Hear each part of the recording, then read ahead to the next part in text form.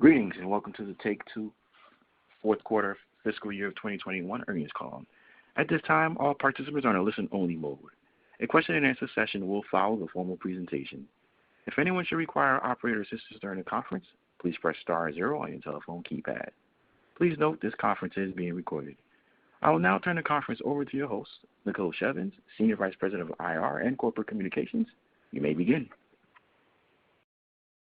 Good afternoon. Thank you for joining our conference call to discuss our results for the fourth quarter and fiscal year 2021 ended March 31st of 2021.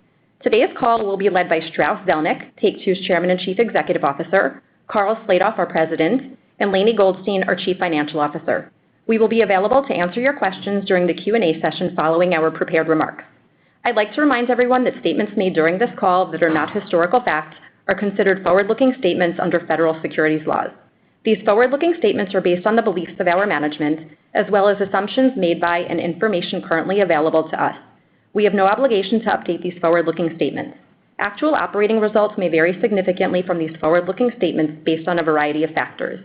These important factors are described in our filings with the SEC, including the company's most recent annual report on Form 10-K and quarterly report on Form 10-Q, including the risks summarized in the section entitled Risk Factors. I'd also like to note that unless otherwise stated, all numbers we will be discussing today are GAAP and all comparisons are year-over-year. Additional details regarding our actual results and outcomes are contained in our press release, including the items that our management uses internally to adjust our GAAP financial results in order to evaluate our operating performance. Our press release also contains a reconciliation of any non-GAAP financial measure to the most comparable GAAP measure. In addition, we have posted to our website a slide deck that visually presents our results and financial outlook. Our press release and filings with the SEC may be obtained from our website at take2games.com. And now I'll turn the call over to Strauss. Thanks, Nicole. Good afternoon, and thank you for joining us today. Our strong fourth quarter performance concluded an exceptional year for our organization. We delivered net bookings of approximately $3.6 billion, which grew nearly 20% from fiscal 2020 and were the highest ever in our company's history. On behalf of our entire management team, I'd like to thank all of our colleagues around the world for helping us achieve these results despite such significant, unforeseen, and prolonged challenges. It's truly a reflection of our collective resilience and singular commitment to excellence. Our thoughts are with those who have been and continue to be affected by COVID-19. We hope that better days and comfort will come to you soon. Throughout the pandemic, our creative teams have delivered consistently superlative entertainment experiences, giving players opportunities to have fun in the most difficult of times and stay connected with family and friends through shared experiences. We grew our online communities meaningfully, including new and returning players, which helped drive recurrent consumer spending growth of 48% to reach a record high and represent 63% of our total net bookings for fiscal 2021. During the year, we enhanced our organization for the long term. We bolstered the depth of our creative teams by hiring more than 700 new developers, including through the acquisition of several talented studios, which will help us expand our capabilities and grow our business. We also broadened our portfolio of offerings, capitalized on diverse business models, and made significant investments in our operations and infrastructure. Nearly all of our titles outperformed during the fourth quarter, including NBA 2K21, Grand Theft Auto Online and Grand Theft Auto V, Red Dead Redemption 2 and Red Dead Online, and Sid Meier's Civilization VI. The NBA 2K series is known throughout the world for being the most authentic, the most realistic, and the most engaging basketball simulation experience in our industry. In addition to giving consumers the ability to step onto the court as their favorite NBA players or as themselves, 2K and Visual Concepts have created various game modes that offer interactive experiences and enable players to build deeper social connections. NBA 2K21 was our first offering built from the ground up for Gen 9 platforms. To date, the title has exceeded our expectations and sold in over 10 million units. During the fourth quarter, net bookings for the series grew 37%, and recurrent consumer spending exceeded our expectations significantly, growing 32% and 73% in the period and fiscal year, respectively. Excuse me. Consumer engagement with NBA 2K remains incredibly strong, with more than 2.3 million users playing the game daily. We see a significant opportunity to grow the franchise further as we provide unique and innovative experiences throughout the game. Once again, Rockstar Games' iconic Grand Theft Auto series exceeded our expectations, expanded its audience, and set new benchmarks in fiscal 2021. Driven by an array of new free content updates and sustained interest in last holiday's Cayo Perico heist, Grand Theft Auto Online benefited from strong engagement trends during the fourth quarter, including a record number of active players and the second highest quarter of recurrent consumer spending on record. For the full year, participation levels reached an all-time high from both new and returning players, and recurrent consumer spending grew 31%, achieving a new annual record. Sales of Grand Theft Auto V also surpassed our expectations, and to date, the title has sold in more than 145 million units worldwide.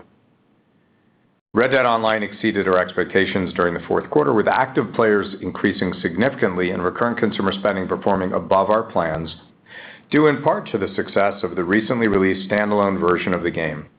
Throughout the period, Rockstar Games released new content updates for Red Dead Online, including brand new missions for solo players, the Outlaw Pass number 5 and its new rewards, and more. Red Dead Redemption 2 continued to perform very well and to date has sold in over 37 million units worldwide. During the fourth quarter, 2K announced their acquisition of HB Studios, the developers of our highly successful golf game, PGA Tour 2K21, which to date has sold in more than 2 million units. We're very excited about the growth potential for the PGA Tour 2K series, especially as 2K has entered into an exclusive long-term agreement with golf legend and icon Tiger Woods to serve as its executive director and consultant, which we believe will enhance the series' ongoing innovation and authenticity. During the period, 2K and Firaxis Games released the Vietnam and Kublai Khan and Portugal packs for Sid Meier's Civilization VI that were the final offerings for the game's incredibly successful New Frontier Pass.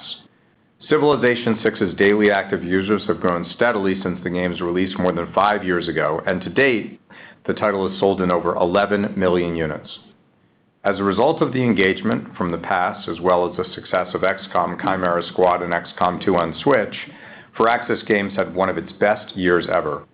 We expect this growth to continue as the studio has several exciting projects in development that will be revealed this year.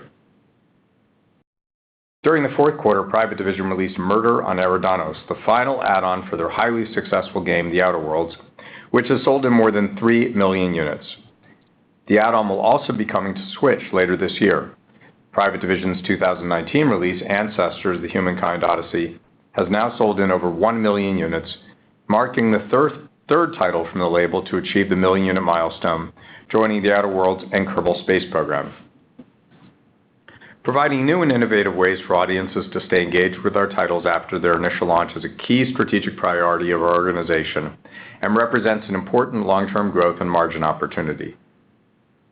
Our record levels of recurrent consumer spending were largely driven by NBA 2K and Grand Theft Auto Online during the fourth quarter, and were enhanced by the following offerings. Social Point's live games, led by Dragon City and Monster Legends, exceeded our expectations. Strong seasonal content and features, as well as increased marketing investments, helped drive net bookings growth of nearly 30% for the period and 44% for the year. The studio is planning to release 3 new titles during the second half of fiscal 2022. Playdots had a strong fourth quarter, driven by the outstanding performance of Two Dots, which achieved sequential growth over the third quarter. We expect Playdots to be a significant contributor to our results over the long term, and look forward to its new release planned for the fall. Wwe Supercard also outperformed, growing 24% during the fourth quarter and 28% during the year. The title has now been downloaded more than 23 million times and remains 2K's highest grossing mobile title. NBA 2K Online in China grew 6% and 9% during the fourth quarter and year respectively, and remains a significant contributor to our results. The title is the number 1 PC online sports game in China with more than 52 million registered users. Turning to our outlook, we believe that the pandemic initiated a transformational shift in entertainment consumption, revealing the possibilities of interactive entertainment to a much broader market, with interactive entertainment becoming the number 1 entertainment vertical. We anticipate that the overall addressable market for our industry will be notably larger going forward than it was pre-pandemic. However, as the world returns to a new normal, we expect a moderation of the trends that benefited our industry over the past year. We currently expect our fiscal 2022 net bookings to range from $3.2 to $3.3 billion, marking the second year in a row with net bookings in excess of $3 billion. We expect to achieve sequential growth in fiscal 2023, and over the next few years, we believe that we will establish new records of operating results even above the spectacular performance we delivered this past year. Lainie will share more details about our outlook. As Carl will discuss in greater detail, in fiscal 2022, we plan to deliver an exciting array of offerings, including 4 immersive core releases from proven and new franchises. With the strongest pipeline in our company's history, including many new releases planned for fiscal 2023 and 2024, we're highly optimistic about our growth trajectory and will be making significant investments this year to enhance our enterprise in key areas such as creative talent, IT, and other infrastructure. In closing, we remain confident in our proven strategy and talented teams around the world. As we continue to grow our business, we believe that Take-Two is exceedingly well positioned to deliver long-term growth for our shareholders. I'll now turn the call over to Carl. Thanks, Strauss. I'd like to begin by thanking our teams around the world for delivering a record year. Since joining Take-Two in 2007, I can't remember a year during which we were tested more greatly and performed as exceptionally as we did in this past year. Our colleagues' commitment, professionalism, and talent are among the best in the industry, and I could not be prouder of what we've achieved together. In addition, I want to thank our player communities for engaging with our experiences and making our games part of their lives. I'll now discuss our recent releases. On April 2nd, 2K and Visual Concepts once again expanded the breadth and depth of the NBA 2K franchise with the release of NBA 2K21 for Apple Arcade, our first offering for the platform. NBA 2K21 is the most advanced basketball simulation game available on Apple devices, featuring an all-new graphics engine that offers the highest possible resolution, updated rosters, and a variety of exciting game modes. NBA 2K21 is currently the most popular game on Apple Arcade. On April 7th, 2K and HB Studios released the Travis Mathew and Puma Golf Gear update for PGA Tour 2K21, which keeps players swinging with swag on the cutting edge of modern golf fashion. The Travis Mathew collection includes new polo shirts, hats, and shoes, marking the brand's PGA Tour 2K21 debut, while Puma Golf introduces an all-new oversized hat and new footwear. On April 8th, 2K and Gearbox Software continued to enhance the Borderlands franchise with the release of the Director's Cut, the 6th add-on for Borderlands 3. 2K and Gearbox will release 2 additional vault cards that will become available for owners of the Director's Cut before the end of calendar 2021, and all players can look forward to returning in-game events like Revenge of the Cartels.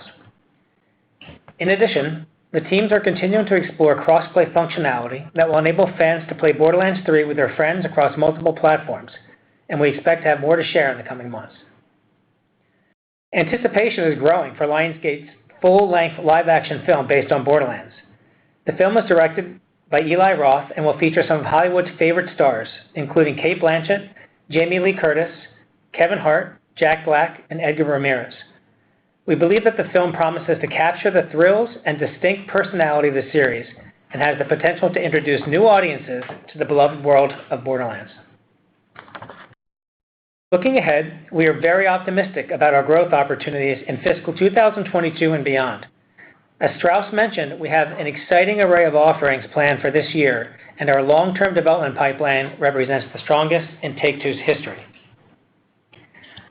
For fiscal 2022, we have 21 titles planned for release, including 4 immersive core releases for purchase, which include 2 releases from new franchises and 2 titles from existing franchises. 1 new independent title, OlliOlli World, from Private Division, which will be available for purchase. 10 free-to-play mobile games, including 6 titles from new franchises and 4 from existing franchises. And 6 new iterations of previously released titles, which will all be available for purchase. While we are very excited to once again be working with the NFL and NFLPA, our first title under these new partnerships is no longer expected to be released during fiscal year 2022. 2K will have more to share on their plans for our football offerings going forward. I'll now discuss details on our announced offerings for this year. Rockstar Games has massive new updates coming this summer to both Red Dead Online and Grand Theft Auto Online that will deliver fans' most heavily requested additions and a host of new items, including quality of life updates. On May 25th, Red Dead Online will deliver 8 new races spanning iconic locations across the game's 5 states, including standard, open, target, and open target races. Later this summer, fans can look forward to a host of new missions for skilled outlaws, involving everything from quick holdups to larger, high-stakes robberies for big rewards. Grand Theft Auto Online continues to expand and evolve. On May 27th, Rockstar Games will release 8 new stunt races, which will introduce an array of white-knuckle thrills for racers in an assortment of vehicle classes. Fans of the futuristic Deadline mode will be happy to have 7 new arenas for combat coming soon. Survival mode will also expand to new locations throughout Los Santos and Blaine County. And later this summer, car culture will return to Los Santos in new ways in Grand Theft Auto Online's next major update, offering fans of performance and customization upgrades new opportunities to get together and show off their rides. This includes a new social space for car meets alongside new races and race types, new vehicles to acquire, and a series of new vehicle-themed multi-part robbery missions. Notably, these major summer updates will continue to deliver additional surprises in the weeks and months after launch, including special benefits for players when the enhanced version of Grand Theft Auto 5 and Grand Theft Auto Online arrive on Gen 9 consoles this November 11th. Rockstar Games will have more details to share about these eagerly anticipated launches in the coming months. This year, we will have 2 sports releases from our popular franchises. 2K and Visual Concepts are once again aiming to raise the bar for excellence with NBA 2K22, the latest offering in our industry-leading basketball simulation series. In addition to making the on-court action even more authentic, fans can look forward to new and fun ways to engage with various game modes. Additionally, WWE 2K22 will mark the rebirth of our popular wrestling series. During the broadcast of WrestleMania 37, 2K and Visual Concepts revealed the very first teaser video for the game, featuring both live action and stunning in-game footage of WWE superstar Rey Mysterio, a high-flying lucha libre legend and one of the most exciting and decorated superstars in WWE history. The teaser also highlighted WWE 2K22's tagline, "It hits different," which is reflective of both the new direction of the game and its supporting marketing campaign. We're very excited about the team's fresh approach to the series, and last week, our WWE 2K22 development team at Visual Concepts kicked off a social media campaign revealing behind-the-scenes sneak peeks of the game and developer diary videos. 2K will continue to unveil details in the coming months. 2K will also introduce 2 releases from new franchises this year, including one from Gearbox. On June 24th, Private Division will celebrate the 10th anniversary of the release of Kerbal Space Program. Private Division intends to mark the occasion with a week-long celebration, including free content, updates, and more. This winter, Private Division and Roll7 will release Ollie Ollie World digitally for consoles and PC. Ollie Ollie World marks a bold new direction for this critically acclaimed skateboarding franchise and is bursting with personality. Players flip and flow through Redlandia, a vibrant world of full-color characters, as they search for the mystical skate gods on their quest for Nirvana. Redlandia and its dwellers are charmingly weird and crafted with a unique art style. Players can enjoy the game's deep combo system and everything it has to offer, while pros can really prove their skills and master a vast number of moves with access to millions of unique levels in the game's sandbox mode. In addition, players can also compete against similarly skilled rivals around the globe in player leagues. Fiscal 2022 will be a big year for mobile, with 10 new free-to-play offerings, including new titles from 2K, Social Point, and PlayDoh. We'll also have 6 iterations of previous release titles, including enhanced versions of Grand Theft Auto 5 and a standalone version of Grand Theft Auto Online for Gen 9 consoles, available for free 3 months for PlayStation 5 players, both of which will launch in the second half of this calendar year. Looking ahead, we expect to deliver over 40 titles across fiscal 2023 and fiscal 2024, which gives us confidence in our ability to reach new record levels of operating results in the next few years. Our current expected pipeline for fiscal 2023 and 24 includes 19 immersive core releases, 7 of which are sports simulation games. 15 of these will be available for purchase, while 4 will be free-to-play. 5 independent titles, which will all be available for purchase, 10 free-to-play mobile games, 4 mid-core games, which will all be available for purchase, and 3 of which will be sports-oriented, and 3 new iterations of previously released titles, which will all be available for purchase. It bears noting that these titles are a snapshot of our current development pipeline. It is likely that some of these titles will not be developed through completion, or some may be delayed, and we will also be adding new titles to our slate. In the coming months, you'll start to see our titles come to market, and we'll aim to share similar updates going forward when we provide our year-end results. In addition to our title releases, we also continue to have significant long-term opportunity to increase engagement and recurring consumer spending.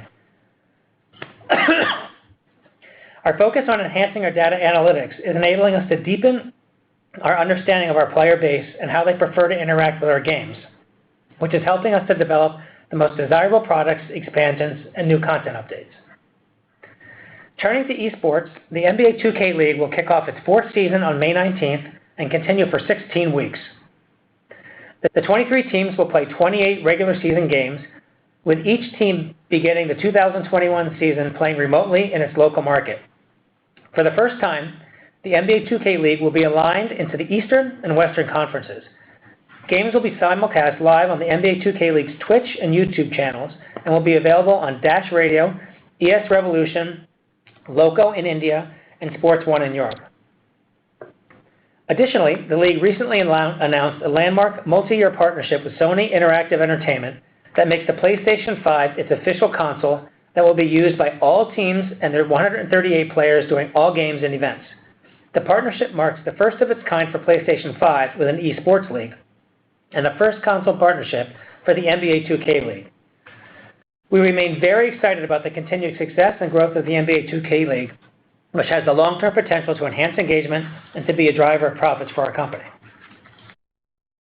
In closing, we remain incredibly excited about the vast potential for our company to captivate and engage audiences around the world by delivering the very best entertainment experiences, whether broadening the reach of our portfolio through new platforms, business models, and distribution channels, pursuing organic and inorganic growth opportunities, and expanding into emerging markets.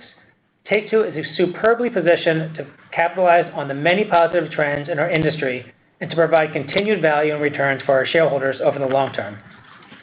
I'll now turn the call over to Lainie. Thanks, Carl, and good afternoon, everyone. Today I'll discuss our fourth quarter and fiscal 2021 results and then review our financial outlook for the full year and first quarter of fiscal 2022. Please note that additional details regarding our actual results and outlook are contained in our press release. As Strauss mentioned, our strong momentum continued into the fourth quarter, and we significantly exceeded our net bookings guidance for the fourth quarter and the year. I would like to thank our talented colleagues around the world for their passion and dedication, which has been inspiring, especially given the challenges that COVID-19 has presented us with. Starting with our fourth quarter results, total net bookings grew 8% to $785 million as compared to our outlook of $602 to $652 million. These outstanding results marked our highest level of fourth quarter net bookings on record. During the period, recurrent consumer spending grew 17% and accounted for 67% of total net bookings, as compared to our outlook of 5% growth. Our outperformance was primarily due to the incredible performance of NBA 2K. Digitally delivered net bookings grew 8% and accounted for 92% of the total.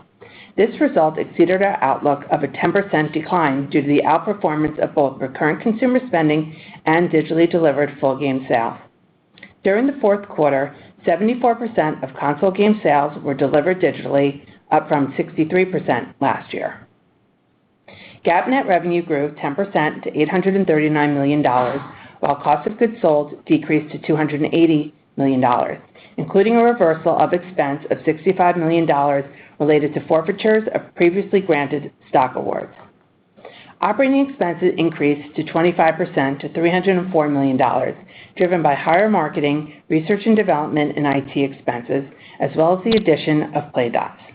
And GAAP net income grew 78% to $219 million, or $1.88 per share, as compared to $123 million, or $1.07 per share in the fourth quarter of fiscal 2020. Turning to our fiscal 2021 results, total net bookings grew 19% to a new record of $3.55 billion. This exceeded our initial guidance by approximately $1 billion. We experienced exceptional engagement during the shelter-in-place conditions and delivered extraordinary results across many of our franchises, including NBA 2K, Grand Theft Auto, Red Dead Redemption, Borderlands, Social Point's mobile games, and Sid Meier's Civilization. Recurrent consumer spending grew 48%, establishing a new record and accounted for 63% of total net bookings. This exceeded our prior outlook of 45% growth. Digitally delivered net bookings grew 27% to a new record of approximately $3.1 billion and accounted for 87% of the total. This also exceeded our prior outlook of 20% growth due to better than expected recurrent consumer spending and digitally delivered full game sales. During fiscal 2021, 64% of console game sales were delivered digitally, up from 55% last year. Non-GAAP adjusted unrestricted operating cash flow was $920 million as compared to our previous outlook of over $750 million and marked a record level for our company. During fiscal 2021, we spent $69 million on capital expenditures. At fiscal year end, our cash and short-term investments balance exceeded $2.7 billion. GAAP net revenue grew 9% to $3.37 billion, while cost of goods sold was flat at $1.5 billion. Operating expenses increased by 8% to $1.2 billion, driven primarily by the addition of Playdots, higher headcount, IT, research and development expense, and charitable contributions, partially offset by lower marketing expenses. And GAAP net income grew 46% to $589 million, or $5.09 per share. Our GAAP net income benefited from a $40.6 million gain on the sale of a long-term investment and a reversal of expense of $70 million related to forfeitures of previously granted stock awards. Today we gave our initial outlook for fiscal 2022. Net bookings to range from $3.2 to $3.3 billion, the second highest level of net bookings in our company's history. This is partly driven by the exciting pipeline of new releases that we have planned for the year, with the majority of our titles coming in the second half of fiscal 2022. Additionally, we expect that engagement trends will be notably higher than they were pre-pandemic. However, as the return to normalcy continues, we expect a moderation of the trends that benefited our industry over the past year. The largest contributors to net bookings are expected to be NBA 2K, Grand Theft Auto Online and Grand Theft Auto 5, Red Dead Redemption 2, and Red Dead Online, as well as some of our new releases that are yet to be announced.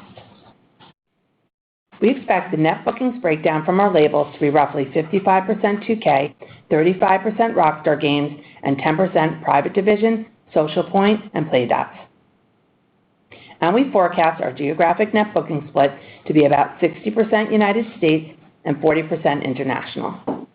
We expect recurrent consumer spending to decline by 15% as a result of the challenging comparisons from last year. Recurrent consumer spending as a percentage of our business is expected to be approximately 59% versus 63% last year due to more new releases this year. We project digitally delivered net bookings to decline by about 8%. As a percentage of our business, digital is projected to represent 87%, which is in line with last year. Our forecast assumes that 74% of console game sales will be delivered digitally, up from 64% last year. We expect to generate more than $400 million in non-GAAP adjusted unrestricted operating cash flow, and we plan to deploy approximately $100 million for capital expenditures. The increase in capital expenditures over the prior year is primarily due to continued spending on studio and office build-outs and IT expense to support our investment in talent. We expect GAAP net revenue to range from $3.14 to $3.24 billion and cost of goods sold to range from $1.41 to $1.46 billion. Our total operating expenses are expected to range from $1.46 to $1.48 billion. At the midpoint, this represents a 22% increase over the prior year. As Carl mentioned, we have over 60 titles that we plan to deliver over the next 3 years, and we are making significant investments in key areas such as marketing, personnel, and IT to bring our pipeline to market. Additionally, we will have a full year of expenses for Playdots. While these investments will impact our operating results this year, we are confident that our growing pipeline will enable us to scale our business further and improve our margins in the next few years. And we expect GAAP net income to range from $228 to $257 million, or $1.95 to $2.20 per share. For management reporting purposes, we expect our tax rate to be 16% throughout fiscal 2022. Now moving on to our guidance for the fiscal first quarter. We project net bookings to range from $625 to $675 million as compared to $996 million in the first quarter last year, which was the first full quarter of the COVID-related shelter-in-place conditions when we experienced a strong initial surge in engagement. The largest contributors to net bookings are expected to be Grand Theft Auto Online and Grand Theft Auto V, NBA 2K21, Red Dead Redemption 2, and Red Dead Online, and Borderlands 3. We project our current consumer spending to decline by 30% as we will start to compare against the record levels of engagement that we experienced in the first quarter of fiscal 2021. We also expect digitally delivered net bookings to decline by approximately 30%. Our forecast assumes that 80% of console game sales will be delivered digitally, up from 71% in the same period last year. We expect GAAP net revenue to range from $730 to $780 million, and cost of goods sold to range from $277 to $303 million. Operating expenses are expected to range from $316 to $326 million. At the midpoint, this represents an 18% increase over last year, driven primarily by higher personnel and stock compensation expenses and the inclusion of Playdots. And GAAP net income is expected to range from $116 to $129 million, or $1 to $1.10 per share. In closing, fiscal 2021 was a record year for our business, and we believe that we can exceed these levels of financial results and establish new record levels of performance in the coming years. Our pipeline is robust, and we couldn't be more excited about our new releases for fiscal 2022 and beyond. As we continue to enhance our business by investing in talent, including growing our development headcount and building our infrastructure, we are positioning our company for long-term growth and success, and we expect to deliver sustainable, profitable growth for our shareholders. Thank you. I'll now turn the call back to Strauss. Thank you, Lainie. We will now take your questions. Operator? And at this time, we will be conducting a question and answer session. If you'd like to ask a question, please press star 1 on your telephone keypad. A confirmation tone will indicate your line is in the question queue. You may press star 2 if you'd like to remove your question from the queue. For participants using speaker equipment, it may be necessary to pick up your handset before pressing the star keys. One moment, please, while we poll for questions. Our first question is from Mike Ng with Goldman Sachs. Please proceed with your question. Hey, good afternoon. Thanks for the question. I just have two. First, I was just wondering if you could offer some thoughts about opportunities you see in user-generated content, creator economies, low-code and no-code game development. Put simply, with the success of platforms like Roblox that pay independent developers, do you see an opportunity for some of your games to go down that avenue? And then second, now that we have the release date for the expanded and enhanced version of GTA 5 and GTA Online, I was just wondering if you could talk a little bit about whether or not you'd expect this to usher in the next 7-year cycle for GTA Online content updates and RCS growth, or is the scope more narrow than that? Thank you very much. Thanks for your questions. You're right. There's an awful lot of interesting things going on in the world of user-generated content, and there have been for some time. And we're open-minded, and we want to support the community. At the same time, it's terribly important that we and others protect our intellectual property. So that's the rub. The rub is to find a way to engage consumers on the one hand and enable them to express their interests and even their creative desires in the context of our properties. And there are numerous ways to go about that, and I believe we will explore many of those ways, again, in the context of protecting our intellectual property. With regard to Grand Theft Auto, it may shock you to learn that I'm probably not going to comment much on content to come from Rockstar Games. We're so grateful for the extraordinary results that we've had with all Rockstar titles, and in fact, all titles coming from throughout the organization. Grand Theft Auto Online set another record this past fiscal year. We've sold in over 145 million units. We're very optimistic about what there is to come, including more content. And stay tuned, because Rockstar Games will be talking more about that in the future. Great. Thank you for the thoughts, Strauss.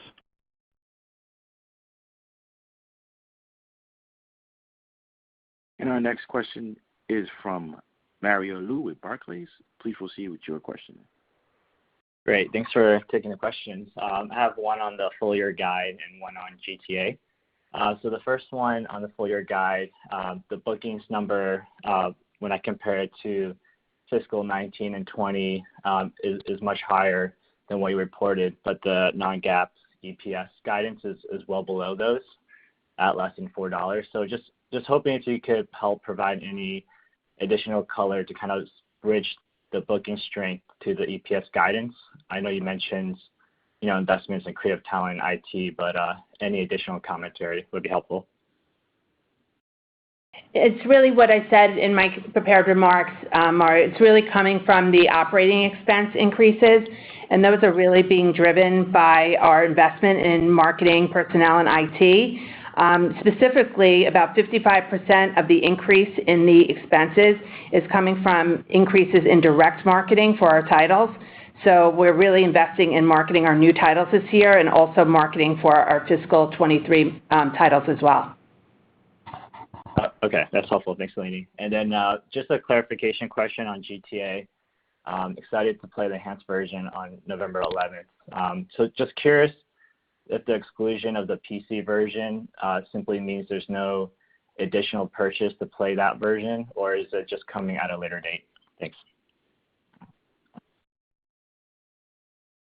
We haven't announced anything about a changed PC version. Okay, thanks.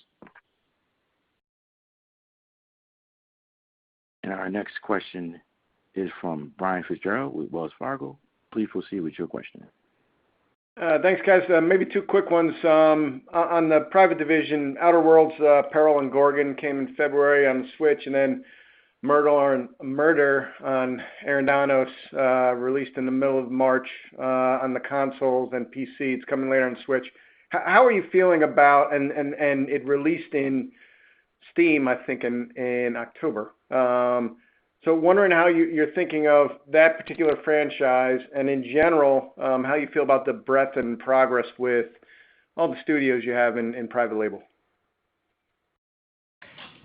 Obviously, we're incredibly pleased with Outer Worlds and everything that it's brought. I can't say that it was a complete surprise out of the gate, but it certainly was something pleasant for us and a little bit unexpected. The downloadable content has been really very well received, and we think the franchise is in outstanding shape at this point.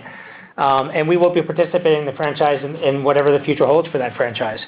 So we feel really good about it, and we think that it's still building audience, and this game itself has a lot of life left in it.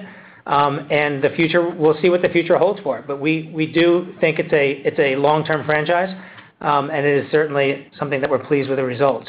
In terms of Private Division, we really couldn't be more pleased with the way Private Division is going. As Strauss said, we've already had 3 titles that have sold in excess of 1 million units each, which is unusual for independent releases.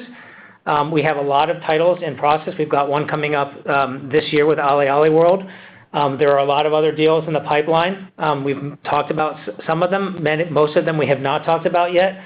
and they're varied. They're different scales, different sizes, different shapes, different kinds of experiences, which makes it very exciting.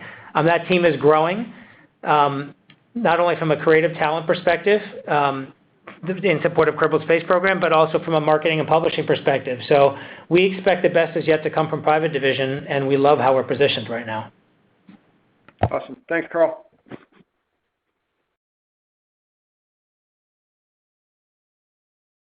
And our next question is from Matthew Thornton with Truist Securities. Please proceed with your question. Hey, good afternoon. Strauss, Carl, and Laney. The comment around sequential growth in fiscal 23 and the next few years and establishing new records I thought was pretty interesting and sounded very, very confident for a team that I usually think of as being pretty conservative. So I thought that was very interesting. In that context, can you talk a little bit how you're thinking about the pipeline given kind of the prolonged stay-at-home COVID impact, tight labor market? Curious just to see how you think you're kind of progressing against those headwinds. Secondly, and somewhat related, also just curious your appetite around M&A at this point, and just $2.7 billion on the balance sheet at this point, just how that opportunity landscape maybe looks now versus 3 or 6 or 9 months ago. And then just finally a quick one on console shortages or tightness this year. I'm just kind of thinking about how impactful that was to your outlook for fiscal 22 or not. Any color there would be great. Thanks, guys. So thanks for your 3 questions. In terms of how we're doing despite the pandemic, look, the team has just performed so well. We were very fortunate. Our IT group had us fully prepared for a disaster, and we could never have predicted the pandemic. But a week after we had to start working from home, we were all set up remotely, and we were highly productive, and we've stayed highly productive ever since. We had virtually no slippage. The only title that actually moved as a result of the pandemic was Kerbal Space Program 2, which moved out of this fiscal year, and we're super excited about that title, and it will be coming. The rest of our production stayed on target, and the quality's been amazing, as you've seen in our results. We are highly confident in our pipeline going forward. As Carl said, though, the price that we pay for being as transparent about our future pipeline is that certain things will change. We hope that certain things will change to the good. Certain things may also disappoint us. At this point in time, we feel very good about the way our production is unfolding, and we don't see any concerns on the horizon. With regard to M&A, our strategy remains the same. We have a very strong balance sheet. We have the ability to do everything from modest add-on acquisitions. For example, we acquired HB Studios, to more substantial acquisitions, such as the acquisition of Playdots last calendar year, and prior to that, the acquisition of Social Point. There's no secret in that we wish to bulk up our mobile offerings. We're certainly trying to do that organically. We have many titles coming for mobile from Social Point and Playdots and 2K. And at the same time, we're open-minded with regard to acquisitions. Our lens is pretty disciplined, and the result of that disciplined lens is that in 14 years, we haven't had one failed acquisition. I'm sure we've also missed some opportunities by being overly disciplined, but on balance, it's worked out well for us. Our capital is used for 3 purposes: returning capital to our shareholders, which we've aggressively done over many years, although opportunistically, supporting organic growth, which is our story around here, and allowing us to pursue inorganic growth opportunities on a selective and disciplined basis. And I think that'll continue to be the case. Finally, with regard to console shortages, there's no doubt that supply chains were disrupted in the pandemic. They still remain disrupted. There is a chip shortage.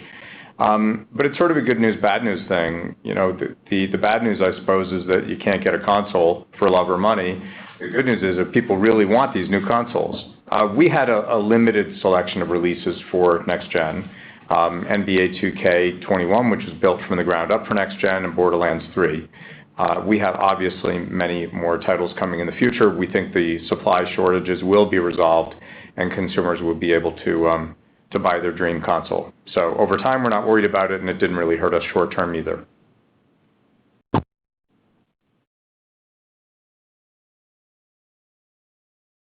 And our next question is from Garrick Johnson of BMO Capital Markets. Please proceed with your question. Hey, good afternoon. Thank you.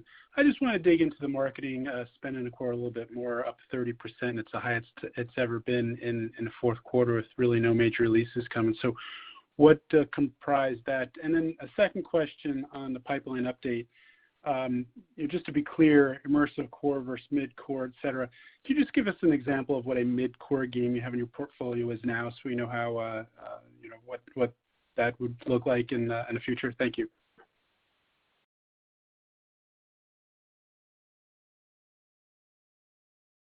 So for the marketing in Q4 and into next year, it's really to support the pipeline of titles that we talked about.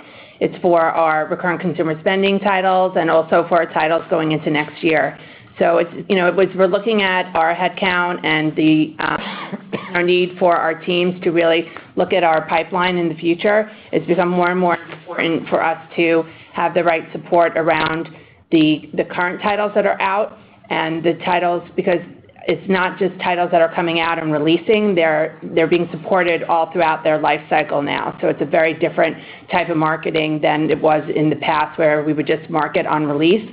Now the titles are being marketed all throughout their life cycle. So you'll probably see higher marketing going forward. Understood. That makes sense. Thank you. And in terms of just sort of some examples around what immersive core versus mid-core would be, I'll start with the mid-core. Mid-core would be something like the WWE 2K Battlegrounds would be a good example of a mid-core game. In terms of immersive core, that really is a little more varied, but we do look at it as games that have highly engaging gameplay. People will spend hours and hours and hours at it at a time. So these would be examples, things like obviously Grand Theft Auto, Red Dead Redemption, Borderlands, but also things like our strategy games from Firaxis, and also our sports simulations. Perfect. Thanks, Carl. Our next question is from Doug Creutz with Cowen and Company. Please proceed with your question. Hey, thanks. It's been interesting. If you look at Twitch viewership of Grand Theft Auto over the last several months, it's really exploded. It's now the most viewed game on Twitch by, I think, a factor of 2 over League of Legends. Is this something that the Rockstar teams have been leaning into at all? Has it sort of sparked any discussions about what Grand Theft Auto Online might become, or thoughts about maybe the next iteration of it? Because it is a very interesting trend. Thanks. Yeah, unfortunately, to answer the question implies information that we haven't provided and don't expect to provide anytime soon.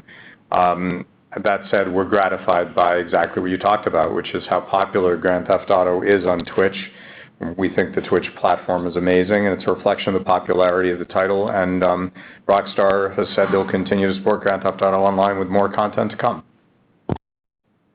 Okay, thanks.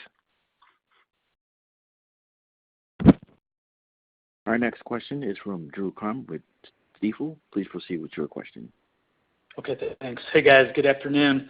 Wondered if you'd be willing to discuss your expectations for the GTA 5 franchise in fiscal 22. You typically say this is going to be the year that it declines, and you're also lapping, looks to be about 15 million units of the full game, but you also have some new content later in the year. So a number of puts and takes here. Where does that net out?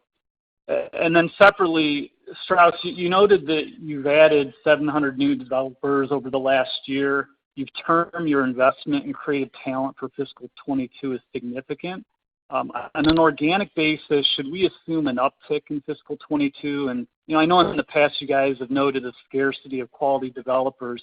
Has that dynamic changed, or is it changing where the labor market's more favorable and conducive to accelerating hiring, or is it more where you are in your content cycle? Thanks. Yeah, thank you for your question. There is more content coming for Grand Theft Auto Online, and at the same time, as we have said in the past, we do expect recurrent consumer spending to moderate in the year, and we'll see how that unfolds. The title has been around for a very long time, and at some time, generally speaking, there is moderation. We've been so fortunate to have had another record year this past year, but it was an awfully unusual year. And in terms of development capacity, we have been investing for years in our development capacity, and both from organic hires and also through acquisition. And we fully expect that will continue into the future. It is our plan. We have it baked into our plan to bring on more developers. And again, we have. You're right. Labor markets do tighten up. These folks are highly sought after, but we have a really strong track record of attracting and retaining the best talent in the industry. And part of that reason is because we provide a creative environment where these folks can flourish. And then we compensate them well when in success, and we align that compensation with our shareholders. And we think that's a recipe that works really, really well. And people love coming to Take-Two across all of our labels because that culture permeates the entire organization. So it is tough to hire and retain key talent, but that is what we do, and that's the most important strategic advantage that I think that we have as a company, and that's where we focus. Okay, thanks, Great. guys. And our next question is from Brian Nowak with Morgan Stanley. Please proceed with your question. Thanks for taking my question. I wanted to ask just about marketing a little bit, and Lanny, maybe go back to one of your earlier answers. So the first one is on, now that you've brought on so many new users into the ecosystem throughout Shelter In, I'd be curious to hear about learnings you've had of how you can have higher marketing efficiency from all the user data and ways in which you've actually exposed more people to your brands and to your great games. Then the second one, just to sort of go back to that comment you made about 55% of OpEx being tied to marketing, more recurring marketing spend for the titles. So are you saying that you think the marketing intensity for your games is actually going to go up going forward? Or are you more saying that you're spending ahead of new releases to kind of bring new users in? What are you sort of intimating about higher spend even with older games? So I'll take the first part.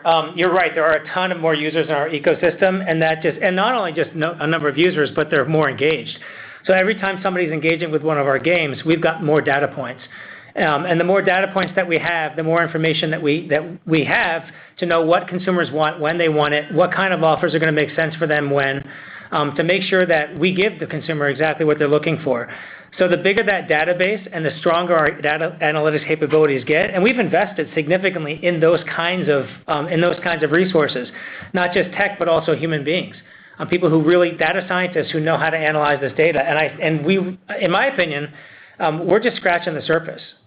We're pretty good at it, but I think there's a lot of room for us to get a lot better.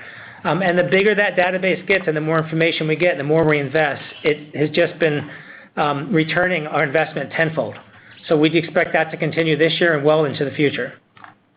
And when it comes to what I was saying about the 55% of the increase of the OpEx this year was for direct marketing, that's because we have a lot of new releases in this year. So when we have new releases, we tend to have big campaigns around the newer releases. So since we have more new releases this year, that's why we would have more marketing this year. And our marketing is very efficient around our titles. We also have a lot of marketing around our mobile titles. So we have a big portfolio of mobile titles as well, and mobile titles coming out. So that's also been driving our marketing spend as well. Perfectly clear. Thank you. New releases mobile. Thank you very much for that. Our next question is from Eric Handler with MKM Partners. Please proceed with your question. Good afternoon, and thank you for the question. Wondered if we could drill down on your mobile business a little bit, since it is the fastest growing segment within the video game space. I'm curious, is all your mobile development currently within Playdots and Social Point, or do you have studios within Rockstar and 2K that are also working on on their own mobile games? We have work going on throughout the organization. Obviously, Social Point and Playdots are dedicated to mobile experiences, both mid-core and casual. We have some mobile titles at 2K as well. In fact, one of our biggest titles is their Wwe Supercard. And we have ongoing development throughout, some of which is announced, some of which is not yet. Okay. And just as a follow-up, the term metaverse has been used a lot in the last 3 to 5 months or so. And when you think about all of the people that are playing GTA Online or GTA 5, but also Red Dead Online, how are you thinking, 5 years plus down the road in sort of aggregating this pool of players and thinking about how you can create a bigger type of platform experience for them? We're going to create bigger experiences by encouraging our creative folks, as always, to pursue their passions and to always think of that thing that no one's thought of before, which is why our strategy is to be the most creative, the most innovative, and the most efficient company in the entertainment business. I'm always allergic to buzzwords. The buzzword of, virtual reality didn't get this industry very far. AR hasn't really improved matters either. 3D hasn't really done much for us. What moves the dial in our business is amazing creativity, great characters, great stories, great graphics, great gameplay, the ability to enjoy those experiences with other people all around the world. That's what really matters. I think what the metaverse implies is what we already do with Grand Theft Auto Online and with what Red Dead Online and what we do with NBA 2K. And what we aim to do with some upcoming titles, an opportunity to exist in that fictional world and express yourself in ways that are challenging, fun, competitive, and new, and find ourselves in places doing things that we can't really do usually in the real world. I think that's what it means. I think when you get into conversations around are people going to do conference calls in titles, well, the answer is they can now. But we're not doing, we could, I guess, do this conference call inside one of our titles, but, it's a bit more efficient to do it this way. So, the problem I have is that if you sort of take, metaverse, SPAC, and cryptocurrency, and put them all together, in 5 years, will any of this matter? I'm not sure it will. Thanks, Strauss. And just as a reminder, we ask that everyone is asking a question to please limit themselves to only one question, just for time purposes. And our next question is with Benjamin Black with Evercore ISI. Please proceed with your question. Great. Thank you for the question. I just have one on Apple Arcade. Curious to hear, your takeaways so far on NBA 2K21. Has it had positive implications for game sales elsewhere on other platforms? And I know you obviously support many platforms, but how do you sort of frame the opportunity set for potentially publishing more games on Arcade? Thank you. Yeah, as I said in my remarks, we're very happy how NBA is doing on Apple Arcade. It's the most popular game on the service right now. So you can't ask for anything more than that. It's still pretty early, ultimately. So is it having a huge impact on selling games across other platforms? Hard to tell at this point. Do we think that certainly is a possibility? I think absolutely, because anytime you get people exposed to the game through new platforms or platforms where they otherwise may not have exposure to it, that's a positive thing from a marketing perspective. So stay tuned on that. Thank you. Our next question is with Stephen Ju with Credit Suisse. Please proceed with your question. Okay, thank you. So, Strauss, I think I heard Laney say that I think the forward guidance parameters bake in, 80% of sales of games, coming from downloads. So, now that brick and mortar retail has completely de-indexed, as a relative contributor to your business over the last sort of console cycle. I remember when it was a dream to have it be greater than 50% and match where the PC industry is, it is today in terms of the mix. So, do you think this opens up the possibility for you to be more experimental with your pricing, particularly for those titles outside the core Rockstar and the 2K property, especially as you think about expanding a potential audience, particularly now, that there is really a greater ability to monetize those users with recurrent consumer spend? Thanks. I think it's a really excellent point, and I think you're right. There is a bit more flexibility when you can move quickly and you don't have to worry about stock that you shipped in or price protection, for example, which can be costly. Undoubtedly, we can move with more agility in terms of promotions. So I think there's a benefit, but of course, that benefit is swamped by the simple benefit that our margins are much higher with regard to digital distribution than physical.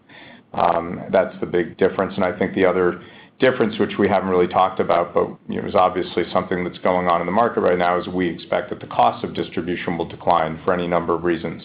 And that also will go directly to the bottom line. Thank you. Our next question is with Andrew Marek with Raymond James. Please proceed with your question.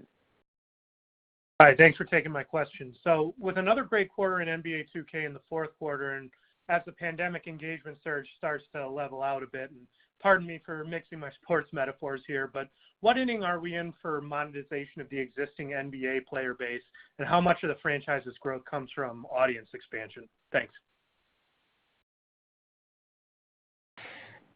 Thanks for the question. We get that question a lot, and it's tough to answer because every time our perspective seems to change. My answer is I feel like we're in the early innings. I'm not going to give you an exact inning. We're certainly not in the seventh inning stretch, and we're not in the first inning. It's somewhere in between. But I do think, like I mentioned before, our analytics capabilities are getting much more sophisticated. And not to mention, we have a lot of modes in our NBA game, and we have different ways for people to engage, and therefore we have different ways to monetize in those modes. And just getting people to play, to more deeply engage in the game and play across those modes, there's a lot of opportunity right there in and of itself. So we're not just stuck to one type of monetization for card packs, et cetera, like that. We've got a lot of other opportunities. So that, and also the fact that we've still got a long way to go in terms of mastering our analytics capabilities, makes me believe we're pretty early. Got it. Thank you. And our next question is from Mike Hickey with the Benchmark Company. Please proceed with your question. Hey, Strauss, Carl, Laney, Nicole. Thanks for taking my question, guys, and congratulations on a great quarter. Strauss, just curious, this may be sensitive, but wondering your view on sort of the Epic Apple live debate on revenue share, and if you think that this could encourage maybe structural changes to digital stores on mobile and console when you think about revenue share and competition, similar to what we've seen on PC. Yeah, I think I alluded to that in my last remark, Mike, so I think we're on the same wavelength. I do believe that distribution costs will decline. Of course, I can't opine specifically on that action because I don't have any particular insight. However, between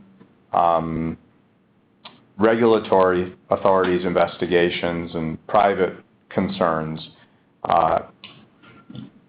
clearly take rates are being examined. But at the end of the day, it's the economy that governs. And we are in a broadly competitive distribution environment. And the goal of this organization has always been and remains be where the consumer is, which means we'll employ a broad array of distribution platforms, including our own direct-to-consumer platform.